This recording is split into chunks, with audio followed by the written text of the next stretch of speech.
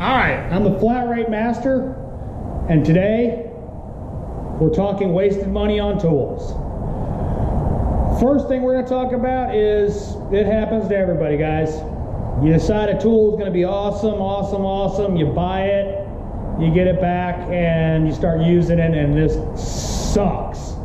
For whatever reason, it just doesn't work the way you thought it would, or the tool guy said it would, and you wind up not being happy. You return it, or it's not what you wanted.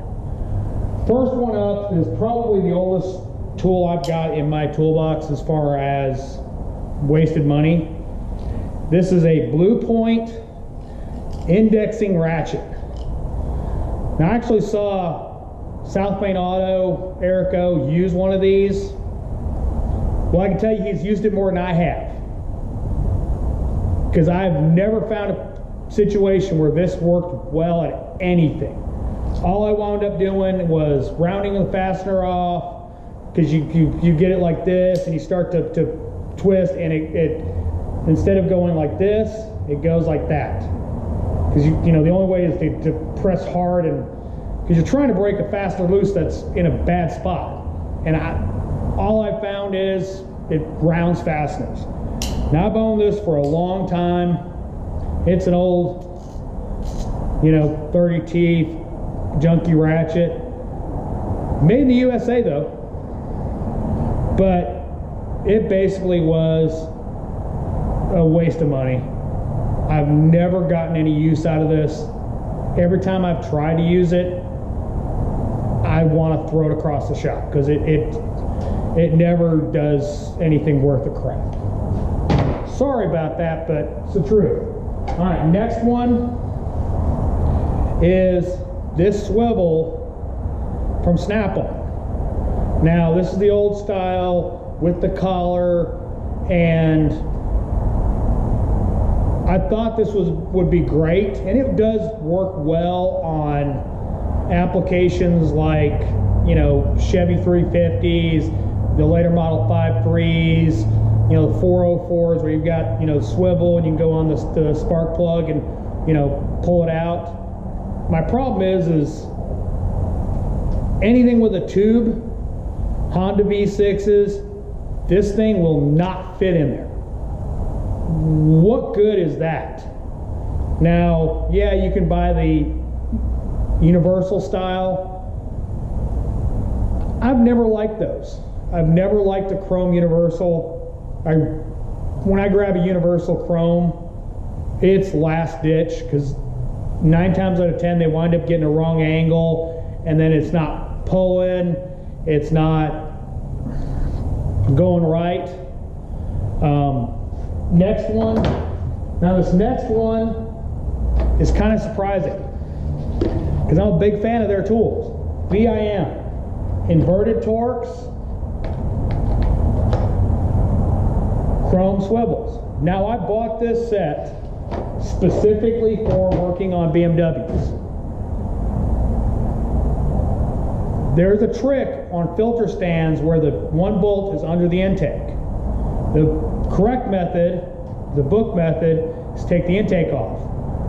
Well, if I don't have to take the intake off and possibly break plastics or any of that stuff, I'm not. So, unfortunately, it is E10. This is a VIM E10.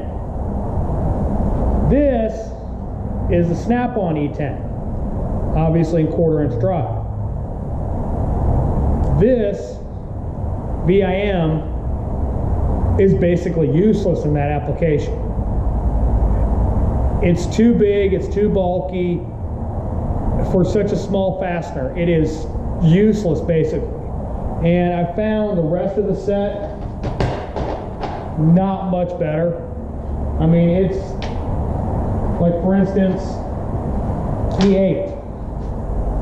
This is the E8 in 1/4 inch. That's the difference in height.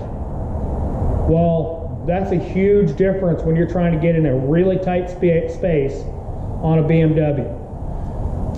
So I'm not real happy with VIM on that set. Now don't get me wrong. I love VIM tools. They're really good, quality tools. They just didn't really think that one through on that set. So now I got one. All right, the next one we're going to talk about is this Gearwrench 1/4 inch drive universal set. Now, I'm not going to call it wasted money because I do use this set. If you watch my tour of my cart, you know they're in that cart. But I'm not super happy with them for a couple reasons. One, the 7mm, if you work on Fords, you know why 7mm is important. I've broken that one.